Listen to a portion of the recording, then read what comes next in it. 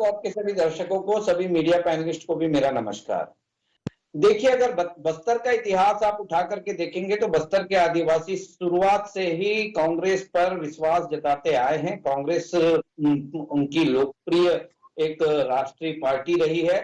समय समय पर कुछ लोक लुभावन वादे करके भारतीय जनता पार्टी बस्तर में कांग्रेस की सीटें कम करने की कोशिश करी है और उसमें सफलता भी हासिल की है। लेकिन पिछले 15 साल में जिस तरह से बस्तर को लाल आतंक का गढ़ बना करके रखा गया, जिस तरह से बस्तर को विकास विरोधी गतिविधियों से लिप्त करके रखा गया, जिस तरह से बस्तर के लोगों को पलायन करने पर मजबूर किया गया, जिस तरह से बस्तर के लोगों को देश और दुनिया से जुड़ने से रोका गया, बस्तर के लोगों ने उस चीज को एहसास किया, महसूस किया और 2018 के चुनाव में हमें 11 सीटों पर विजय दिलाई।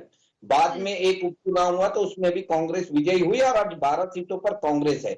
हमने बस्तर के लिए, अगर अब मैं आपको बताऊं तो सबसे महत्वपूर्ण कार्य अगर कुछ हुआ है तो सबसे महत्वपूर्ण यह है कि हमने सामाजिक पुलिसिंग के माध्यम से आदिवासियों का दिल जीतने का कार्य किया है और कहीं ना कहीं उसी वजह से नक्सल गतिविधियां बहुत हद तक कम हुई हैं बस्तर में और विकास के नए रास्ते खुले हैं। डेनिक्स जैसे एक बड़े औद्योगिक केंद्र बना है जो देश और दुनिया में आज दंतेवाड़ा जैसे क्षेत्र का नाम रोशन कर रहा है। उसके साथ ही साथ बस्तर के आदिवासी अंचलों में जो 6,500 स्कूल बर्बाद दिए गए थे नक्सल प्रभावित बता करके भारतीय जनता पार्टी के द्वारा, तो उन स्कूलों को फिर से खोलने का कार्य हमने किया है। आज बस्तर के लोग पलायन नहीं कर रहे हैं, बस्तर के लोग बस्तर में रह करके रोजगार अपना खुद बना रहे हैं।